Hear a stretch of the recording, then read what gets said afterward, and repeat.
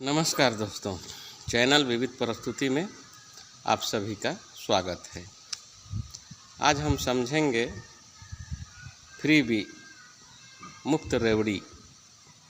मित्रों, आप लोगों को याद ही होगा कि आज से कुछ महीने पहले मुफ्त रेवड़ी के नाम पर बहुत हो हल्ला हुआ था। बड़े बड़े हमारे नेतागण इस विषय में विभिन्न मंचों से अपने वक्तव्यों में, अपने तर्कों में, कुछ वर्ग के नेता ये फ्रीबी मुफ्त रेवड़ी को सही ठहराए कुछ हद तक, और कुछ नेता इसके विरोध में भी तर्क दिए। इसके विरुद्ध में तर्क था कि अगर जन सामान्य को, देश की जनता को मुफ्त रेवड़ी कल्चर का, फ्रीबी का अगर आदत लग जाए तो वे मेहनत से दूर भागेंगे, क्योंकि उनको जीवन जीने के लिए, अपना परिवार पालन पोषण के लिए सरकार के द्वारा मुफ्त में चीज़ें मिल ही रही है, तो वे मेहनत क्यों करेंगे? वे अपने जीवन स्तर को सुधारने के लिए कुछ सुनियोजित तरीक़ा से काम क्यों करेंगे? ये सब तर्क दिया गया, और जहाँ तक ये तर्क भी सही है, अगर जन सामान्य को, सभी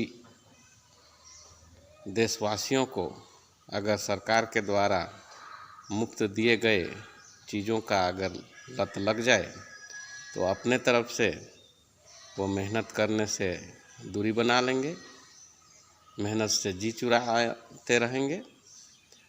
तो ऐसे में न्यूनतम ही उनका जीवन शैली रह जाएगा और विकास के राह पर नहीं चल पाएंगे। ये भी एक अच्छी बात है। लेकिन मित्रों, यहाँ मुफ्त रेवड़ी और इससे संबंधित मिलने वाले चीज़ों के बारे में हम लोग को थोड़ा सा विस्तार से चर्चा करना चाहिए, समझना चाहिए कि ये हमारे जन सामान्य को केवल मुफ्त का रेवड़ी जीवन जीने के लिए फ्री की चीज़ें मिलती है, और जन सामान्य के अलावा, जनता जनार्दन के अलावा देश में और वर्ग भी हैं, नेता वर्ग हैं, व्यापारी वर्ग हैं, बड़े बड़े अधिकारी कर्मचारी देश में मौजूद हैं।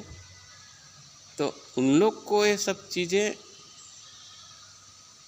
कुछ मिलती है या नहीं मिलती है, इस संबंध में भी हम लोग को जानकारी होना चाहिए। मित्रों, हमारा देश लोक कल्याणकारी राज्य के नाम से जाना जाता है।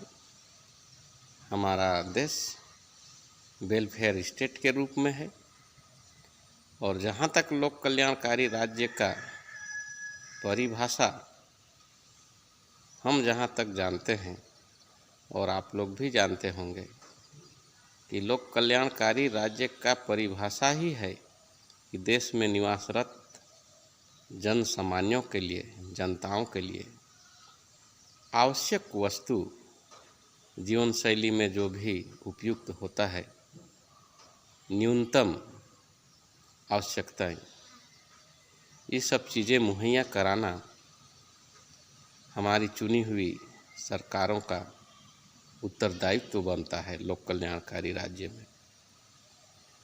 तो एक लाइन में यूँ कह देना कि जनताओं को मुफ्त रेवड़ी नहीं बांटा जाना चाहिए, ये भी थोड़ा सोचने वाला बात है, इसमें भी तर्क करना चाहिए। एक तरफ जनता जनार्दन जो लोक कल्याणकारी राज्य में निवासरत हैं, जीवन यापन कर रहे हैं, और इन्हीं के विकास के लिए, इन्हीं के जीवन स्तर को ऊंचा उठाने के लिए सरकारें विभिन्न प्रकार की लोक कल्याणकारी योजनाएं चलाती हैं। इन्हीं के प्रति सरकारें उत्तरदायी हैं। तो अगर सरकारें जब प्रजा के प्रति, जनता के प्रति उत्तरदायी हैं, तो उनके द्वारा दिया गया चीज कैसे मुफ्त का रेवड़ी कहा जा सकेगा?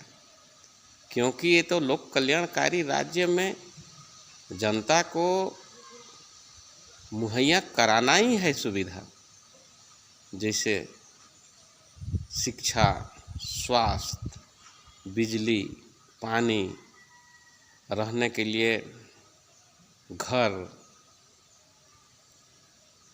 जैसे कि रोटी, कपड़ा, मकान कहा जाता है। ये बुनियादी चीज़ें अगर लोक कल्याणकारी राज्य में, वेलफेयर स्टेट में अगर सरकारें मुहैया नहीं कराएंगी तो सरकार का काम क्या रह जाएगा? तो इन चीज़ों को एक लाइन में नकार देना भी उचित नहीं लगता है। यदा कदा विश्व के विकसित देशों का सूची मिलता है कि अभी भी 35-37 देश ऐसे हैं जो अपने निवासियों को, अपने नागरिकों को शिक्षा, स्वास्थ्य, बिजली, पानी, रहने के लिए मकान, शौचालय मुफ्त, कुछ यूनिट तक बिजली, पानी, ये सब चीज़ मुहैया कराती है। इसका मतलब ये नहीं है कि वो वोट लेने के लिए कराते हैं। उनका उत्तरदायित्व बनता है। सरकारें जनता की सेवा के लिए ही बनती है। और हमारा देश तो वैसे भी लोक कल्याणकारी राज्य के नाम से जाना जाता है, वेलफेयर स्टेट है। तो जनता का जीवन स्तर को ऊपर उठाने के लिए सरकारों को न्यूनतम आधार पर और देश के बजट के हिसाब से सुविधाएं तो मुहैया कराना ही चाहिए। अब यहाँ एक चीज़ छोटा सा और समझते हैं। जो हमारे तर्क करने वाले नेतागण या कोई भी व्यक्ति जो मुफ्त का रेवड़ी कल्चर ठीक नहीं है, एक लाइन में बोलते हैं, थोड़ा सा उनका जीवन शैली के बारे में भी हम लोग समझते हैं। वैसे जो भी हमारे नेतागण चुन के आते हैं जनता का सेवा के लिए,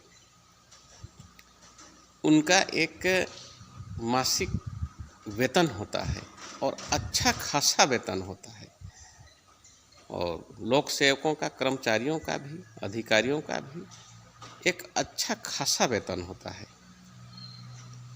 अब देखिए, जो लोक सेवा के एवज में जो उन्हें व्यवस्था बनाया गया है वेतन का, अच्छा खासा मासिक वेतन वो उठाते हैं, फिर भी वेतन के अतिरिक्त नेताओं की फैसिलिटी देख लीजिए।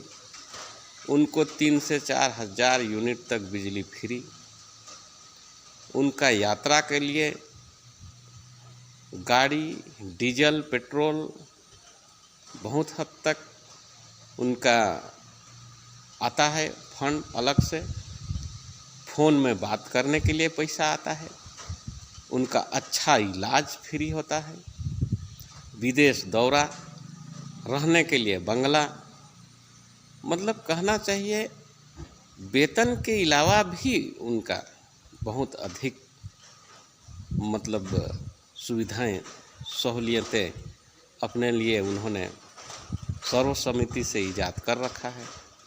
जबकि लोक सेवा के बदले वे अपना मासिक वेतन तो सर्वसम्मति से पारित कर ही लिए हैं और अच्छा खासा वेतन उन लोग उठाते हैं, फिर भी मुफ्त की कई चीज़ें वे अपने लिए इस्तेमाल करते हैं।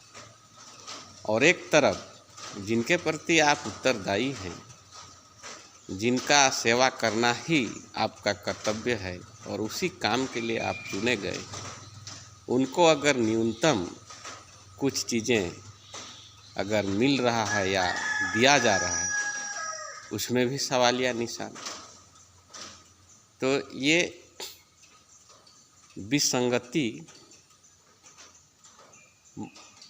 कहाँ तक जायज़ है? एक तरफ लोक सेवा के नाम से वेतन उठाते हुए भी मुफ्त की कई प्रकार की सहूलियतें आप लोगों ने अर्जित कर रखा है, और जनता जनार्दन को जो कि उनका जीवन जीने के लिए आवश्यक है, उस चीज़ को भी और उसके विकास के लिए अगर कुछ चीज़ सरकारों के द्वारा मदद के रूप में मिल जाए तो क्या बुराई है। जन सामान्य को कुछ यूनिट तक बिजली फ्री मिल जाए, गरीबों को कुछ किलो अनाज फ्री मिल जाए, उनका शिक्षा सही से, सरकारी शिक्षाएं सही से मुफ्त में हो जाए, इलाज जनताओं का मुफ्त में बढ़िया हो जाए, तो आखिर देश की जनता खुशहाल रहेगी, विकास करेगी, तब ही न देश का विकास संभव है। अगर देश की जनता ही भूखे रहेगी, आधा आबादी, जिसे कहा जाता है 80 करोड़ जनता को 5 किलो अनाज फ्री में दिया जा रहा है और 80 करोड़ जनता आज ये फ्री अनाज में आश्रित हैं, तो ज़रा सोचिए वे कितने अपने जीवन के प्रति आश्वस्त हैं, अपने जीवन जीने के प्रति कितने हद तक आश्वस्त हैं।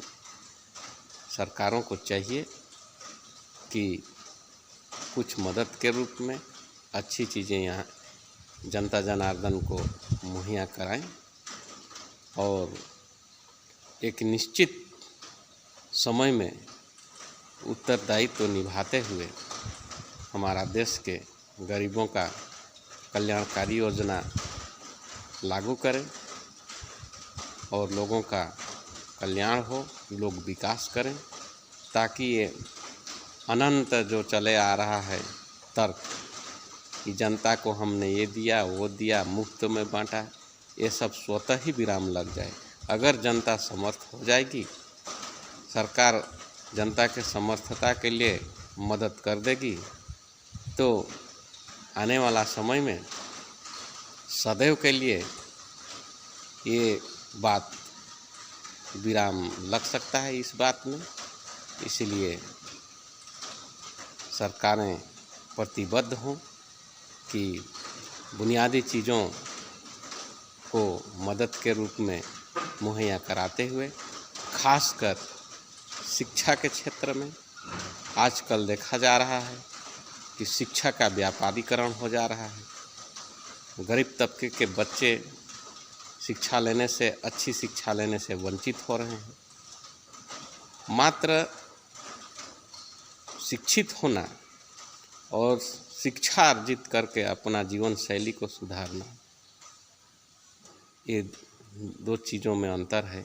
इसलिए ऐसा शिक्षा हो जो कि विकास उन्मुख हो, और विकास उन्मुखी शिक्षा प्रदान करना ये लोक कल्याणकारी राज्य में सरकार का दायित्व बनता है, न कि शिक्षा का बहुत हद तक निजीकरण हो और निजीकरण में व्यापारीकरण शामिल होते जा रहा है, बहुत महंगा शिक्षा हो रहा है, तो गरीब तबके के बच्चे जो हमारे हैं वो अच्छी शिक्षा से वंचित हो रहे हैं और दिन ब दिन गरीबी लाचारी देश में व्याप्त होते जा रहा है। गरीबी रेखा से नीचे जीवन यापन करने वालों का संख्या बढ़ रहा है।